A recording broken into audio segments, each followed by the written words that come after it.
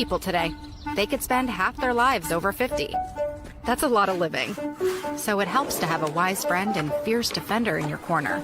A friend like AARP. So your health lives longer. This is just slow-mo karate? Just slow-mo karate. Your money lives longer. I just bought that. I just sold that. And your happiness lives longer. That's why the younger you are, the more you need AARP. Join today. Welcome to AARP Illinois' virtual event. It's so wonderful to have you with us.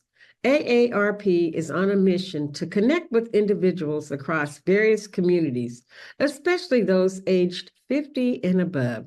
We're here to listen, understand, and address the unique needs of you and your community as we age.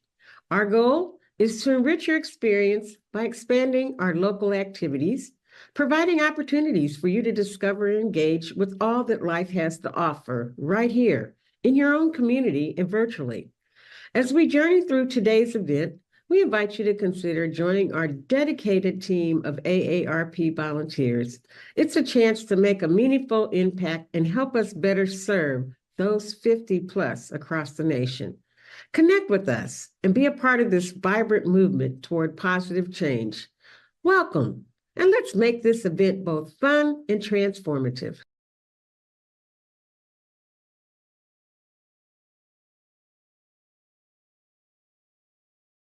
Saludos. Hello, everyone. My name is Alvaro Obregon from AARP Illinois. AARP is a nonpartisan, nonprofit organization serving older adults and their families. I'm super excited about our conversation today about a topic of deep personal interest to me. Chicago has very large Irish and Mexican communities, so it wouldn't surprise anyone to see a Mexicano celebrating St. Patrick's Day.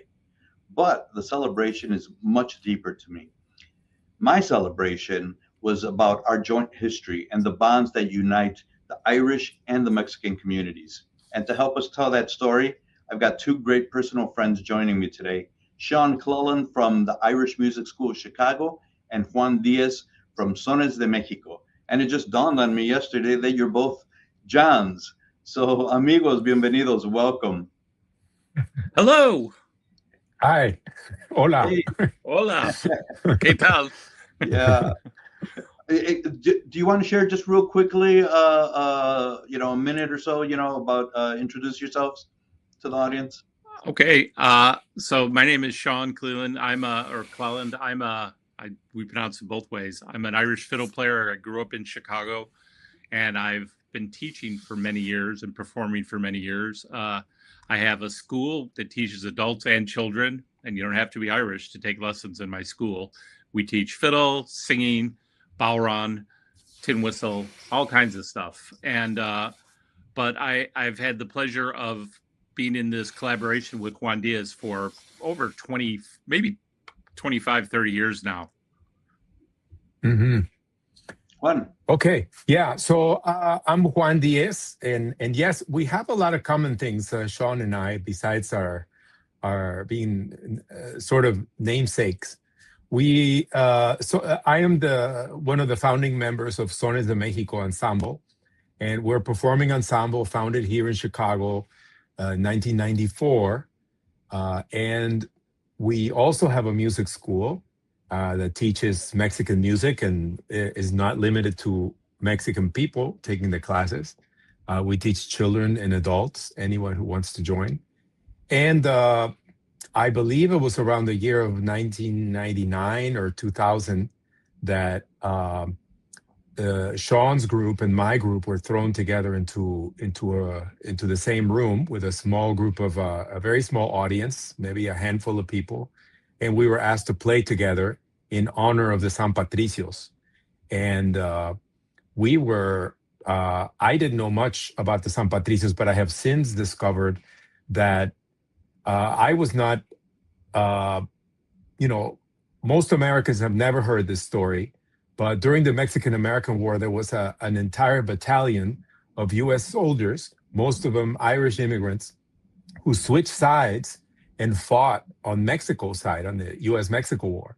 And they called themselves the San Patricios, and their story is one of the most dramatic and tragic episodes in North American history, and we're about to talk about this a little more today. Yeah, so let's jump right into it. And in honor of Los San Patricios, I'm wearing my T-shirt that is the escudo, which is the emblem of the San Patricios. You know, Sean, I want to start with you. You know, tell us a bit about the story of John Riley and the St. Patrick's Battalion, El Batallón de San Patricio, or simply Los San Patricios. So John Riley was a lot of immigrants from primarily Catholic sort of places like Mexico in particular, or Ireland in particular, wanted to become American in the 1840s, 1830s. And one of the ways to do that was to join the U.S. Army, which wasn't really even much of an army, but they joined this army in order to be treated as Americans. And then the United States declared war on Mexico. And so they all of a sudden found themselves fighting against people that they actually had more in kindred with than the U.S. people that they were supposedly defending, you know. And so, as Juan alluded to, they said, this is nuts, you know, what are we doing? And so they deserted. They swam literally across the Rio Grande. The thing that makes this interesting is that a lot of these men were actually soldiers. They had actually either served, they'd been conscripted into the British Army, or they had served in one of the European armies fighting against the British. So they were trained soldiers. John Riley himself was an artillery person. And so a bunch of these kinds of people who had seen service, a lot of these in the American Army hadn't even seen a war. And so they switched, and all of a sudden, a bunch of these trained men who were immigrants to America became soldiers for the Mexican side. It's really exciting stuff. Yeah, and so there were, you know, I kind of recall, right, that they were treated badly, you know, often, you know, the people who they were at first fighting for, right? They joined the U.S. Army and then just being treated really badly, and then they saw these Mexicans who were also Catholic, and they were like, what are we doing? Yeah, what are we doing? You know, these people, we have more in common with them than we do with the people that we're supposedly fighting for. And this is nuts. Also, it looked nicer over there on the Mexican side, probably. Yeah, I mean, these soldiers were facing, I think, a moral dilemma. You know, imagine being a young immigrant soldier in the 1840s. You're poor, you're Catholic, you're far from home, and suddenly you find yourself fighting a war against another Catholic country. So some of these Irish soldiers in the U.S. Army, they faced this dilemma. They were being asked to shoot or burn churches, and they just said, there's something wrong here. And they decided to switch sides and change history. Yeah. And you know, either one of you, can you talk about, you know, like some of those key battles that they were involved in? Yeah, well, the U.S.-Mexico War started across the U.S.-Mexico border, and Texas had already seceded from Mexico, and some of these soldiers were stationed in the Texas-Mexico border. And I'm not exactly sure about the order of the battles, but there was a battle in Monterrey, in Torreon, I believe, in northern Mexico. There was a battle in Cerro Gordo. Those are mentioned in some of those passages. This artillery group, that were called Los San Patricios, they also called them Los Colorados, which means the red ones. Apparently, many of them were redheaded, and they nicknamed them the Colorados. And you see, actually, in some states, right, Mexican states, you see some very redheaded Mexicanos today. Yeah, I mean, the Mexico offered these soldiers an incentive for switching sides, and one of the incentives was that they would get citizenship in Mexico after the war, and they would get land, a place to live in a dignified place. So, and they were also paid by the Mexican government. So, you know, many they of got the a salary. soldiers remained. Yeah, they did. They did get paid. Yeah. By Mexico. Sure. So what And happened some of them, to including John Riley, you know, lived out the rest of their lives after the war in Mexico. So what happened to John Riley and the rest of that battalion? So even though these newly minted Americans, they had not been promised citizenship, they were supposedly at some point going to be In the United included States. in the United States. So Mexico promised them these things, but because they deserted from the U.S. Army, they weren't treated as prisoners of war when the U.S. ultimately won. Instead, they were treated quite harshly. Lots of them were hung, quartered, flogged, branded. John Riley himself, I think, was branded on both cheeks. Well, they branded a D on one, but they messed it up. So then they branded him on the other cheek then. So, you know, there was a lot of that kind of stuff. And there was a lot of the people that fought in this war ended up fighting in the American Civil War, you know, a scant 25 years after this. And this is where they kind of learned about how to war, you know. Jefferson Davis, Robert E. Lee, all these guys ended up being generals in the American Army and then fighting against each other during the American Civil War. So there was a lot of turmoil.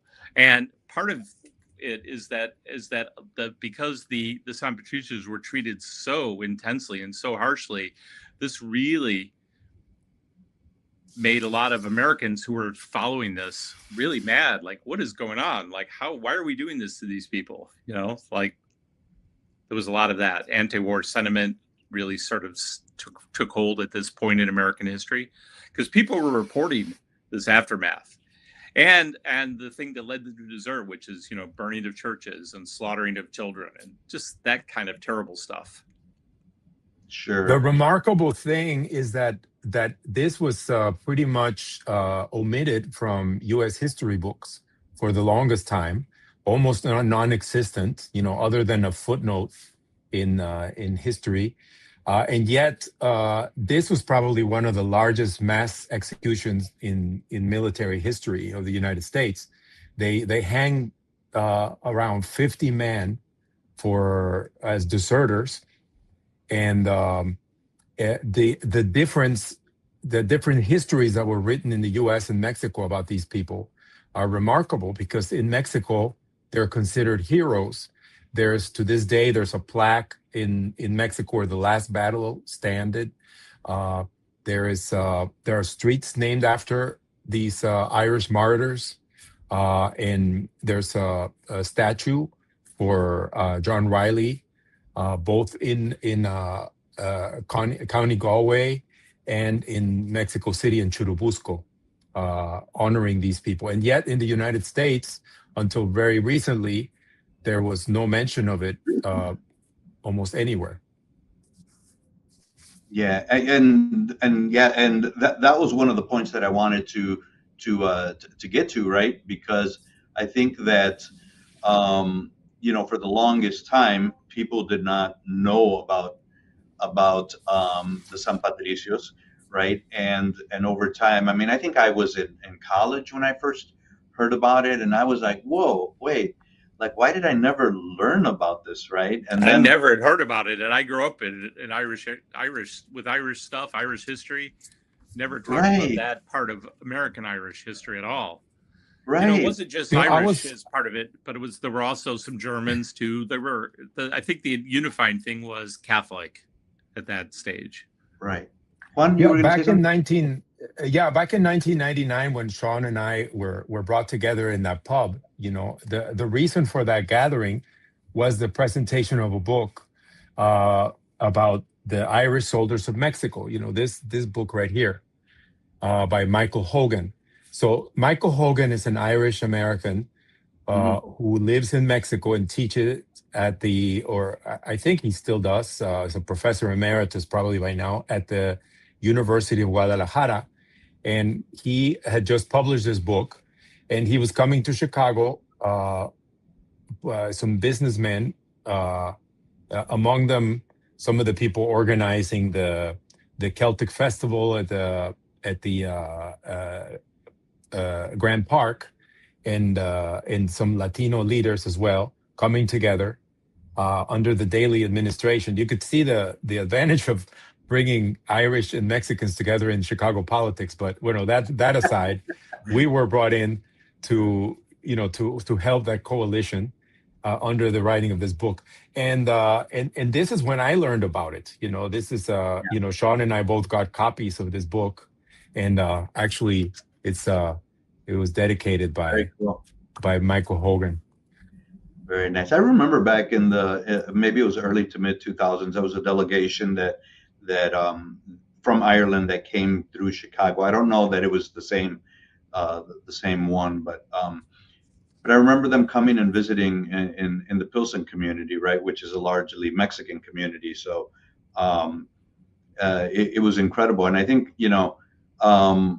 when people search online, and I'm sure some will right after viewing this, you'll see the celebrations in Mexico. You'll see, as Juan said, right, there's a bust of John Riley in Ireland, right, honoring him. And so to me it's that beauty of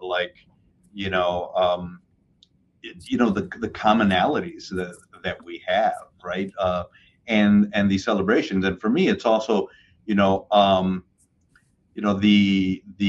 fact that we can continue celebrating. So I want to bring it back to Chicago, because, as I mentioned, Chicago has a very, very large Irish and Mexican communities, and here in Chicago, there's this tradition of dyeing the Chicago River green, right, for St. Patrick's Day. The crowds are huge, and the celebrations are, let's just say, quite festive. On the screen, people are seeing photos that I've taken over the years of exactly that. And to give it some context to this next part of the conversation, I want to show a clip of Sones de Mexico and musicians from the Irish Music School of Chicago performing together at Millennium Park for Sones de Mexico's 20th anniversary. It's a day I'll never forget, because Millennium Park was packed, absolutely packed. So we'll cut to a clip right now.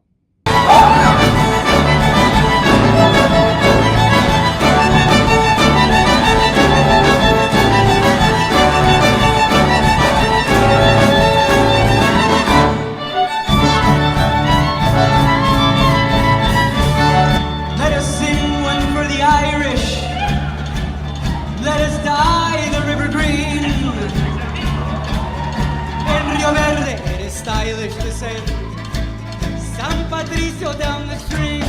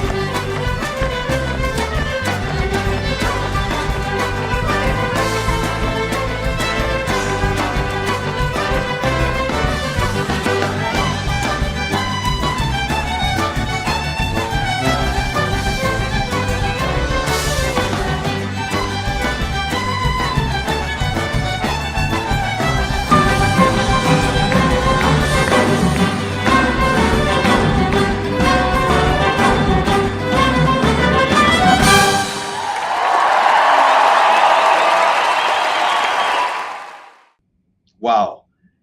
What a powerful moment, and what a celebration through art, culture, and music of our shared history. That was really fun. I know you're going to have to, leave us soon, but doesn't this bring back great memories? Tell us about Oh my this goodness. collaboration. I mean, the fact that Juan organize this spectacle that included us was amazing. It was so much fun. And we even had our own sharps, the Irish that Juan had organized for us. It was really amazing. You look great in Guayaberas, by the way. I should explain that after that initial meeting at that pub in 1999, the group of San Patricios would come together again every 3 or 4 years to do a rehashing of this concert. And every time it was slightly different, it was slightly deeper. We would script it a little more. We would add more repertoire. Sean would have opportunities to bring different guests that would be visiting Chicago. So they would add musically different components. So all through these years, we've been developing, quite a sophisticated St. Patrick's, San Patricios retelling of the story with poetry, dance, recitation, acting. Songs that Juan wrote, songs from the original tradition that are part of that era. Yeah, and then very crucial was from what we just listened to was the coming together of certain pieces where we could both play together, and we found common ground in certain rhythms, certain things that are common to both of our cultures, like rhythms like marches and mazurkas that are part of our tradition. And also instruments like fiddle, percussive dance, harps, and narrative ballads. Well, the transition, first of all, when I first heard Huapango's medley right on the CD, I was totally blown away because I was not ready for that, right? I'm listening to it and I'm like, well, and then all of a sudden I hear, let us drink one for the Irish, let us dye the river green. In Rio Verde, it is stylish to send San Patricio down the stream. And I'm like, wait, what? What's going on here? It was so much fun. Guys, I got to go. I have to go do a St. Patrick's Day gig right now. So I'm going to leave it to you guys. Okay, I'm really sorry. Thank you for joining us. And we'll continue the conversation with Juan. We'll see you out there this weekend. All right, cool. I'm going to close my computer. Is that all right? Thank you. Okay. All right, bye-bye. Thank you. So Juan, I mean, let's, tell me, talk to me more about bringing that, like, what made you, you alluded to it, right? So you talked about it, right? About bringing it together, but what made you say like at what point did you say, wait a minute, here's this musical bridge that we can go over? I've always liked musical collaborations, and I like to sit and listen to whatever style we are going to be collaborating with. Now, the style that my group represents is Mexican son, and it's not really a single style. It's really a rubric that covers an entire family of dance, mostly secular music throughout Mexico, with a variety of roots in indigenous music of Mexico, Spanish influence or European influence from Central Europe, or African even influences. So as I sit and listen to a blues artist or a jazz artist, or in this case, an Irish artist that we're about to collaborate with, we listen to the material. And this is a great thing about musicians. We sit around, we share some of our songs, we try to play with each other. And of course, some things are discarded that are not working, but then we find other pieces that do work. And those get developed into things that we are including in our shows. Yeah. And it's sort of a process of elimination. Yeah. And, I mean, this is just a side note, I suppose, but because we're talking about, the Irish and Mexican collaboration, but and we'll save this for another show. I'll never forget the time when at Buddy Guy's, when Billy Branch came up to us and was, saying, hey, can I play with you? And I think we all turned around like, Sones de Mexico was the only Mexican or Latino band on, playing at Buddy Guy's Legends, a bunch of blues musicians, and it worked, right? And so these Yeah. collaborations and bringing people together. Yeah, that collaboration worked really well. We also did a collaboration with a Chinese group. You know, you think like, how can a Chinese group and a Mexican group come together? And we did. You know, it was very nice. Yeah. So in some ways, you know, good skilled instrumentalists can open their ears and really come together. And what I love most about this is that it really models what our society should be like. You know, I think instead of being divisive and polarizing people, this is a time when we should be looking at our commonalities and come together. And what better way than through music? And yeah, like everybody feel- listens to music, right? I feel like we're modeling you know, a relationship that we should see in a greater society as we come together. And I think our historical time right now is ripe for that type of attitude. For it's a time for healing now, for coming together. And I would love for our organizations like Sean's and the Irish Music School of Chicago and Sones de Mexico Ensemble to be agents for this type of closeness, you know, and brotherhood and sisterhood. Absolutely. And you know, Juan, I have noticed myself as somebody, you know, I when I was in college is when I discovered Los San Patricios. So it was, you know, it was a while ago.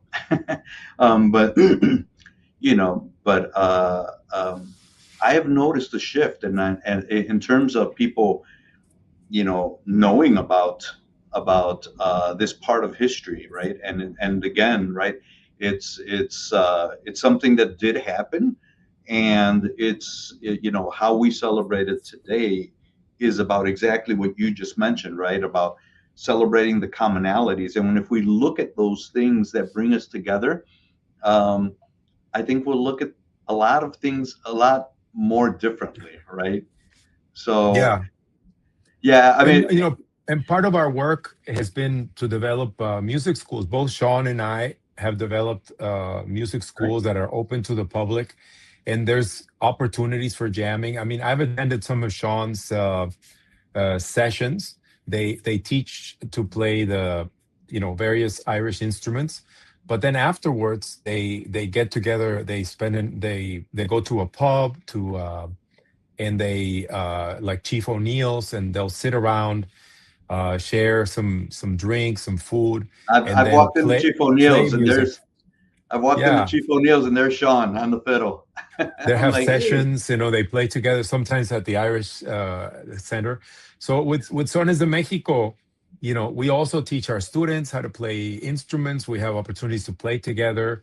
Sometimes we hold what we call fandangos, you know, where there are jam sessions where people can come and dance and eat food and do things together. So I mean, I would encourage, you know, people listening to this, that they could be part of this, you know, this activity or this movement by looking us up on our websites for Sones de Mexico or the Irish Music School of Chicago, and check out, you know, our classes and joining this, because we should really have more of this everywhere.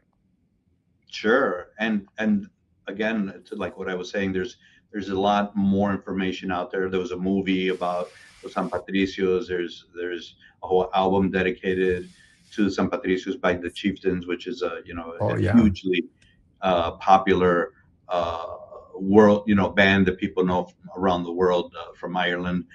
There's lots of opportunities, but locally, absolutely, I think that, you know, learning from Sones de Mexico, learning from the Irish Music School of Chicago are great opportunities to bring people together. And, you know, Juan, we can talk about, you know, we can talk for hours. I know, you know, and I'd suggest we schedule a get together with music and a beverage of choice, and continue celebrating. I want to thank both of my guests, Sean Cleland from the Irish Music School of Chicago and Juan Dies from Sones de Mexico Ensemble. Muchísimas gracias. And Viva John Riley y los San Patricios. Thank you. Happy St. Patrick's Day. Happy St. Patrick's Day, everyone.